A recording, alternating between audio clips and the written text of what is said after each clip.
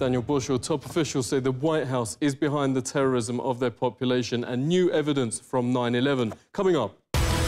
Whistleblowers leak U.S. talks with the head of Al-Qaeda. World Trade 7 is shown on Times Square. And the father of a Twin Towers victim tells us about being attacked by mainstream media.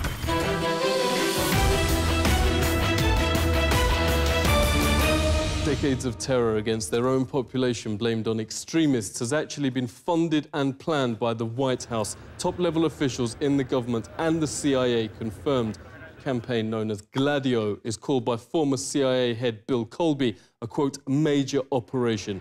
In sworn testimony, one of the conspirators confessed, you have to attack civilians, the people, women, children, far removed from any political game, so authorities can bring in a state of emergency. Dr. Daniel Ganser, author of NATO's Secret Armies, thanks very much indeed for coming on. So mainstream media don't report this, but it is now on the record and officially documented that decades of terror attacks against their own population are in fact organised by the CIA and the White House. Operation Northwoods with evidence of Operation Gladio. We have the data now available. And then the people understand that this exists, but they still have a psychological moment where they have a hard time to believe that it still goes on, because it's bad news. You know, it basically means that terrorism can be manipulated in order to move people around like sheep, really. And if you're told you're sheep and you're being moved by false flag terrorism, I mean, this is really something you don't want to hear. Yeah, we keep finding this term strategy of tension by the White House. What does it mean? Strategy of tension actually means that you blow up a bomb and say your enemy did it. What we do have is evidence that this strategy of tension goes on. It's not over.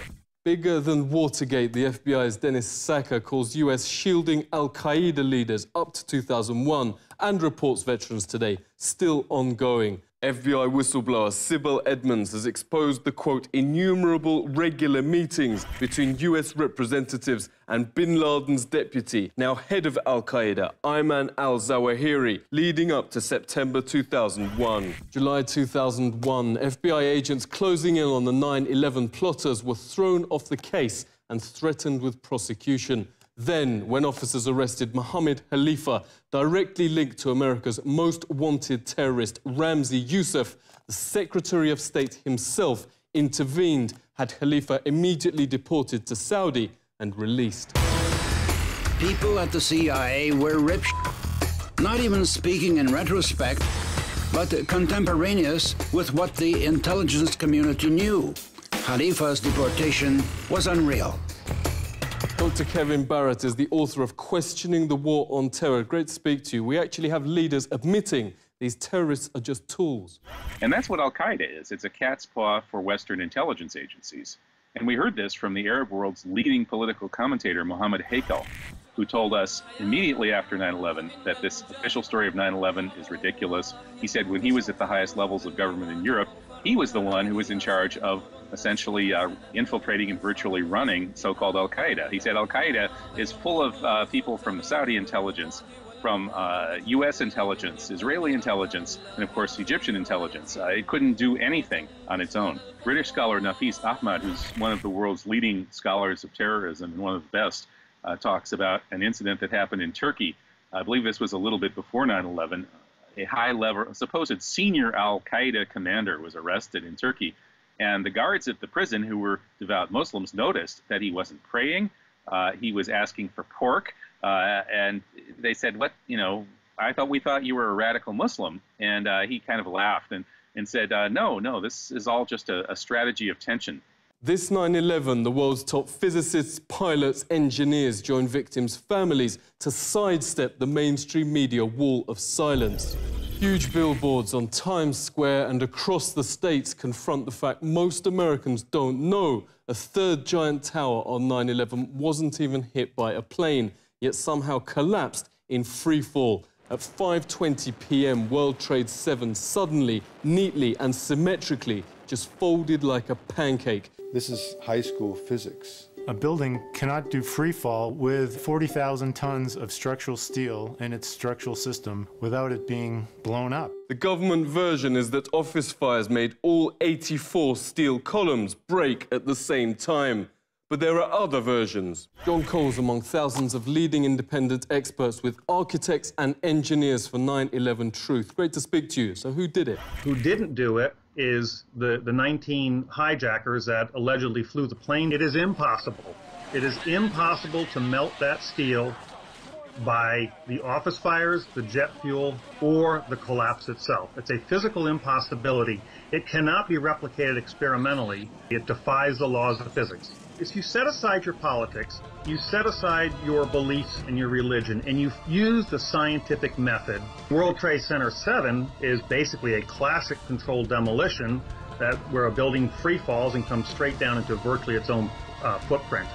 The only explanation that explains all the evidence, the nanothermite, the iron microspheres, the high temperatures found out there, the free fall, the uniform, what I call the uniform acceleration of the towers, when those came down, there was no impact or jolt when it hit the undamaged section below. Because there was no jolt, something blew those towers out, allowing it to uniformly accelerate downward. The only thing that makes any sense at all from a scientific perspective is that those towers were blown up. John made a mockery of mainstream sites Nat Geo and Pop Mechanics, who've desperately tried, for instance, to show 175 pounds of military nanothermite couldn't break the columns. John did it with just 1 pound. Can thermite of any type burn through steel beams? I guess it can.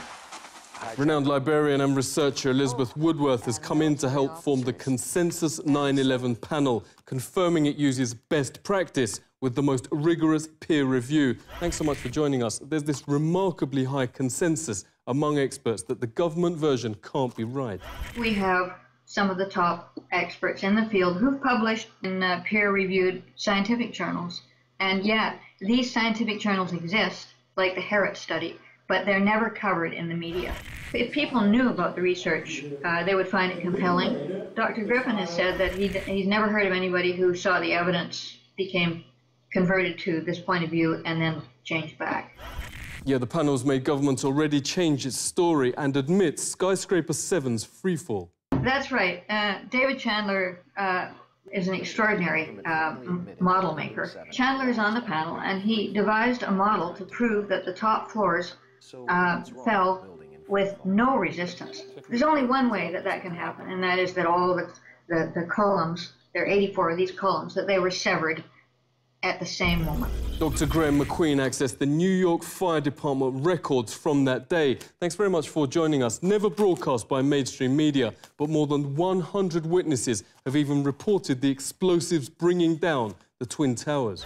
Here was this roughly 10,000 pages of extremely rich eyewitness material. And I found that there were 118 people who clearly perceived explosions. You know, we have firefighters who are used to fighting high-rise fires, who are used to encountering smoke explosions and boilers, and yet they use words like bombs.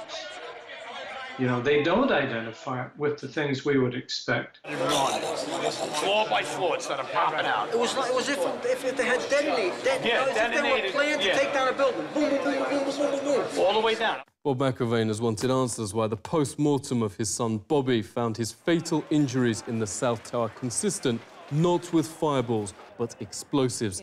Yet mainstream host Rachel Maddow here recently sneered he's not only a conspiracy theorist for asking questions, but also attempted to connect him to violence and Al-Qaeda. All of these nefarious conspiracies about government plots to kill and conspire and lie about it and cover up the real truth. I mean, this stuff is as ridiculous as it has ever been, but it is as ridiculous as it is dangerous.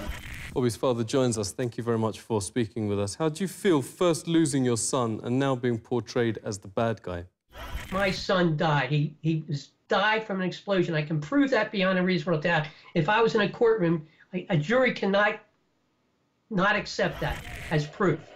So that's where we have our problem. When I say, well, this was an inside job. Well, my son died from an inside job from someone putting bombs, detonations, I would make her sit in this room and go through what I just went with you. And then I would say, now you tell me I'm a conspiracy theorist. Just shows you how awful our media is. I don't want to call her the media. She makes over $1 million, and they tell her what to say. One newspaper reporter, and is from the Philadelphia area, was very upfront with me. She said, you know, Bob, she says, as a reporter, I am the problem because we will lose our jobs. If I take that, just that little bit you just said, to the editor, he will crush it. So I'm telling you right now, I can't put your story out there. The media owners will not allow them. The press would not cover just that because it put a little doubt in people's minds. Yeah, who do you blame for all this? The people of the United States are just as much to blame because they just want to believe that we are good people. We are an exceptional country. But this is what governments do. You know, it's very Machiavellian. Now we have an endless war on terror. I know what these people in Iraq, I know what these people in Syria, I know what these people in Libya, Afghanistan we're going through because they're all losing children. And that's what it's all about. Everybody's losing family members. And it's pure hell. So that's it, Daniel.